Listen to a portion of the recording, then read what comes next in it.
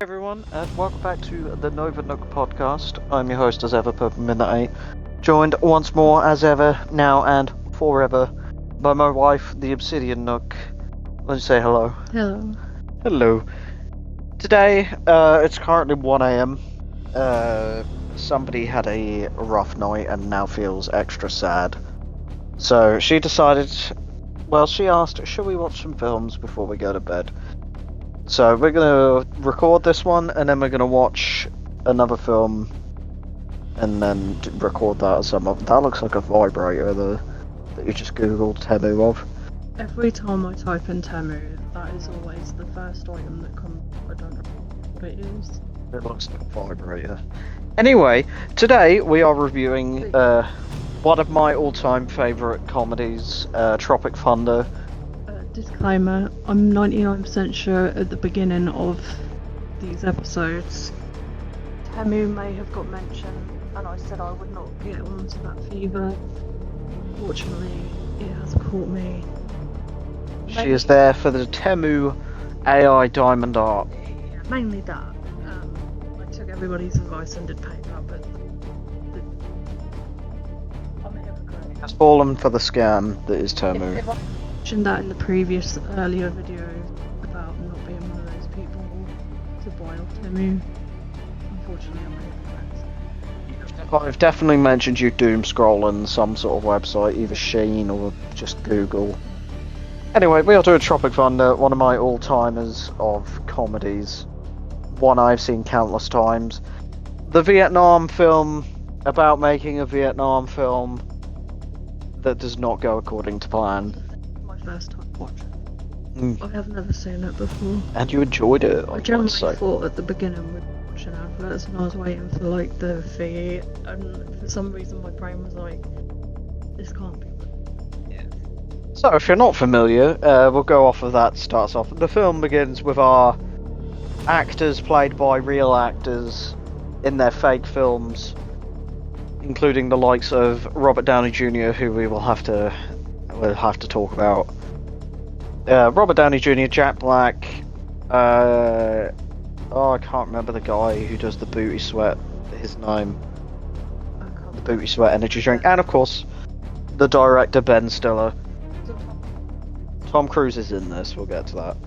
But yeah, it's fake films that they obviously didn't do, but it's to set up some like idea of their characters and the actors that are playing the parts in the war film. This is going to get very convoluted, so stay with us. It's basically a film within a film. Yes, it's the making of a film inside of a film. I'm fairly sure we may have done something similar to this before, but I could be wrong. I think I've read a book within a book once, and that was a bit really confusing, but yeah, if you haven't seen it before, you will get confused at the beginning. Because I have to have you explain it. Admittedly, because it just throws you straight in. It's not like where like with some DVDs they Piracy is Stealing. Oh my god, do you remember that Piracy is Stealing? Yeah.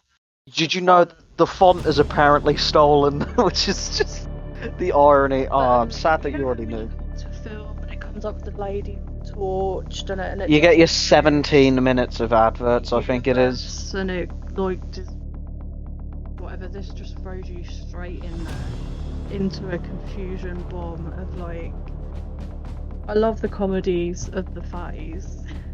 It's so accurate to the likes of like Norbit and that. The fatties just like, I mean, we grew up on scary movies. All of the scary movies. Yeah, including like Epic Movie. Yeah, one. When there was that trend of like fart jokes equals funny films, minus Scary Movie. Scary Movie was actually funny, at least the first two were.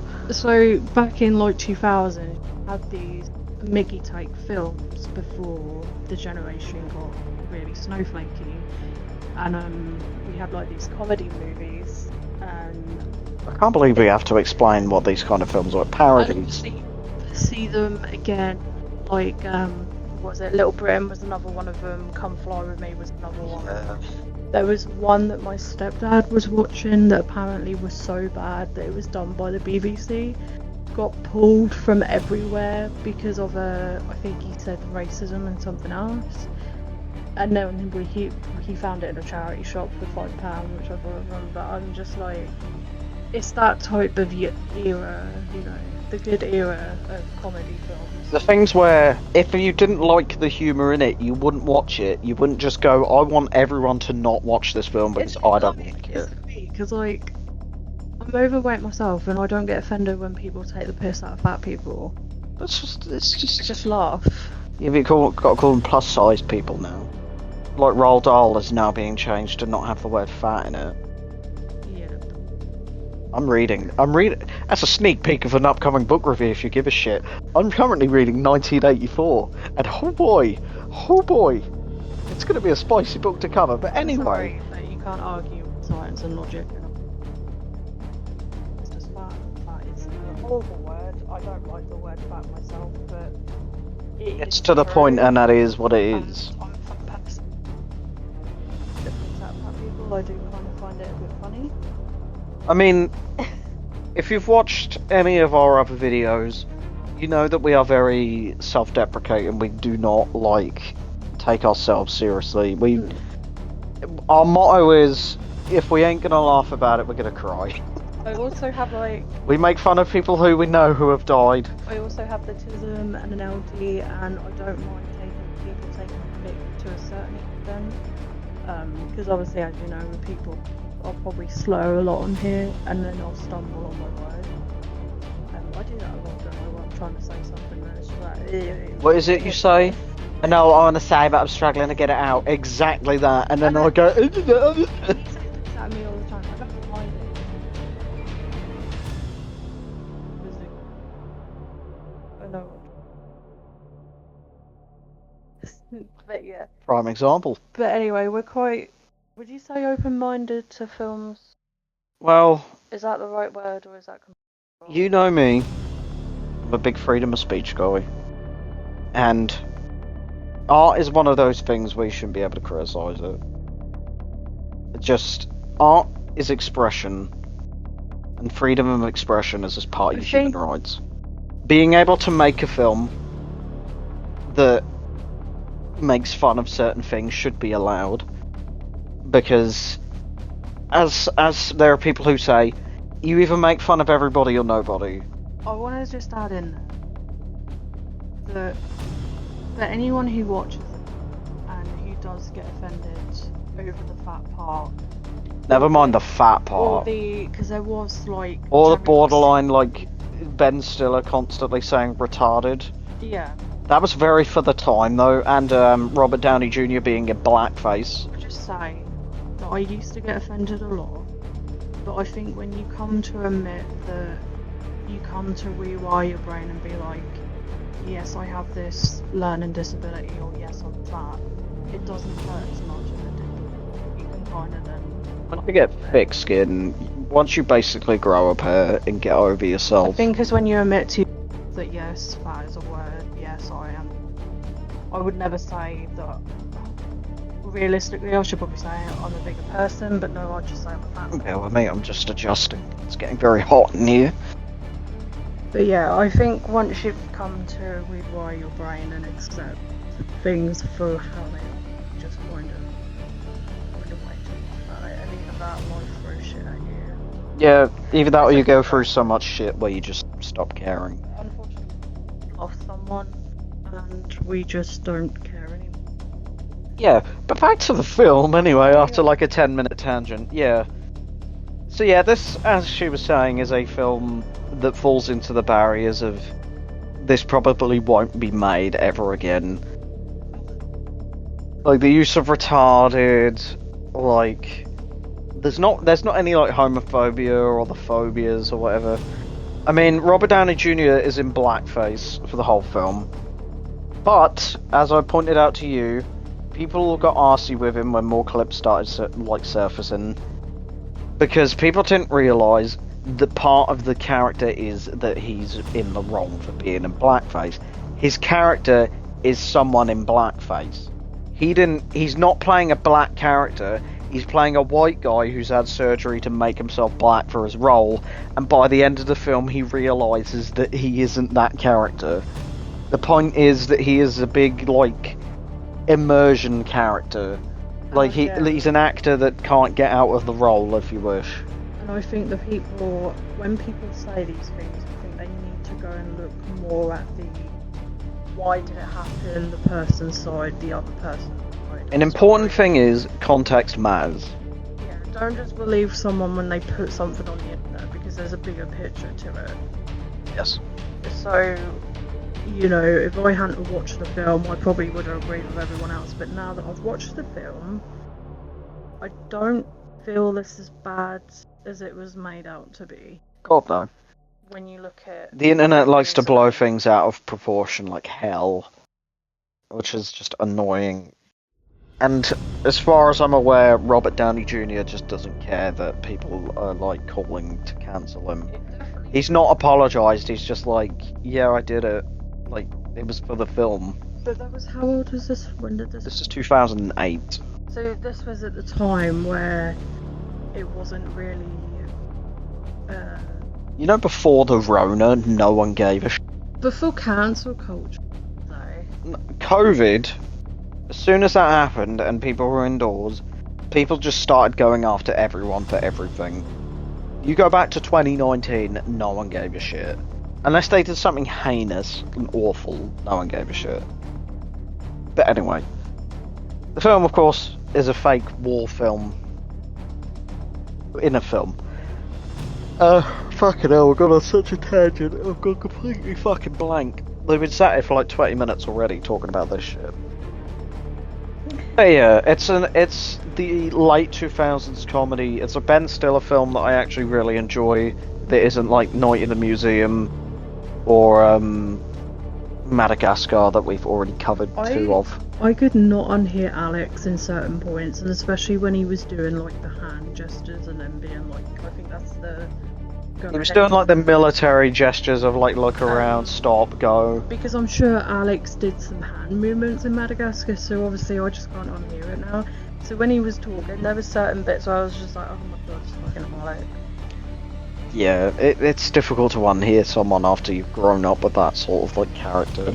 It's like Exploding Kittens with Colin in it. Oh yeah, Colin Robinson. We've just started watching the Netflix show. And we like What We Do in the Shadows. Come on, we just think of Colin Robinson's, we can't unhear it. It's so silly. Excuse me, again, it's 1:30 now, fucking hell. But, yeah, Ben Stiller I'm not the biggest fan of. I don't hate him as much as I hate fucking Adam Sandler. But Ben Stiller mostly comes down to this, like, oh, I'm a bit of a loser, but I'm also, like, a nice guy. Oh, attractive woman, let me go, like, stalker, and eventually we fall in love, like that sort of thing. It gets a bit tedious and repetitive, but Tropic Thunder I fucking love him in when he murders the panda and he wears it as a fucking hat. He does play a mentally disabled man in a few of the scenes. I'm really sorry this is so late to put that trigger warning in there, but there is flashing the lightning bit in the strawberries. This is a bit late to put the trigger warning in, like I'm playing the clips in the background of the lightning. Just in case you didn't know, we're just playing like... She said. And he gets to the part where it's like night and it's raining and it's like rain. I wouldn't get that part just because it's not like the soft lightning, it's very like strawberry phase. Almost like it's lightning in a film. Seizure of your light photosensogenic epilepsy. Photosensogenic epilepsy. You know what I mean. You know the words, apparently. But yeah, it's very silly watching everyone slowly fall apart. Pardon me. Realising that their entire thing isn't real, and Jack Black being a heroin addict but slowly losing it because of his withdrawal. Jack Black is unhinged in this film. This was back when he was actually funny and didn't do the same bit in every film. This was early Jack, but not early Jack Black. But like this was when he just was actually a comedic actor and not just the guy you cast to be funny character in film, you know? You know? Like, we watched Borderlands that had him in it, and he got on the character he plays got on my tits, but... Oh, God. He's just gone downhill, man. There was a time he was respected as an actor, and now it's just, like, cheap bit parts in films, like Minecraft. Why Minecraft, dude? Why'd you do that to yourself? He's not good anymore. It's sad. And this is like one of his best for me. I do love Jack Black in this. I love them all. They're all really good. But yeah, there's a lot of practical effects as well. There's a lot of like practical explosions, like the napalm, the explosions, like they blow up little like mud huts, if you wish, like the Viet Cong have just built full of ammunition. I mean, Steve Coogan, bless his heart, one of the other cameos, if you wish, gets absolutely obliterated by a landmine, and that's when they're like, "Is this real?" And then then Ben Stiller like starts pulling like the bits of flesh out of the bottom of his like decapitated head. Oh, that's grim. Licked his blood because he was like it's corn syrup. He was like blood flavored corn syrup. Yeah, they thought it was all just a film, but until some poor little bastard gets obliterated by a mine. Yeah. Look, sorry. I'm apologising like we're not recording at 1 in the morning, but yeah, it's good fun. If you haven't seen it, obviously check it out. Breaks the immersion a bit if you're watching the film like we did, either on streaming or because I own it digitally, because it's the modern era. Breaks the immersion a bit when you ain't expecting ads. Like on DVDs, like as we mentioned, the piracy is stealing, and then they pirated the font for it. The irony is real. Like having the real ads for other films before this, and then the fake ones would make sense. But because it's on, I don't know if it's on streaming, but because of our copy was just the film, it's weird, you know. The mystique of that has gone a bit. But yeah, it's good fun. It's not really best kill, worst kill we can do, because only one guy dies, and it's brutal. It just turns into a nice red paste. And that poor little child that gets flung off a bridge at the end, he doesn't die. He gets a bit of a sulk, but he gets absolutely yeeted. Yoked? Is that the word? I don't know. But yeah, go check it out. Find it somewhere. You can probably find it quite easily in places like CEX or American Place. I don't know what the fuck. I don't know, what's the American version of CEX? Generally, I have no idea what they have over there. Go down to your local Blockbuster store and rent this on VHS. Blockbuster over there. Did that go There's past one left. Possibly. There was one left at one point, but it has gone completely. But anyway, yeah, go check it out. Go to a charity shop, CEX, whatever, American Place, Waterstones, I don't know. No, they don't do DVD. But yeah, I'm tired. We're gonna wrap this up so we can watch another film and record that tomorrow. And it's getting hot in here, so I think the fan is being called for. I hope any host as ever, Peppermint 8, joined once again by my leaning off the bed wife to turn the fan on. Did you like the film? Yes? Okay, good. We will, hang on, I'll go get my phone up to stop the recording. Anyway, yeah, thank you for listening, and we'll see you next time.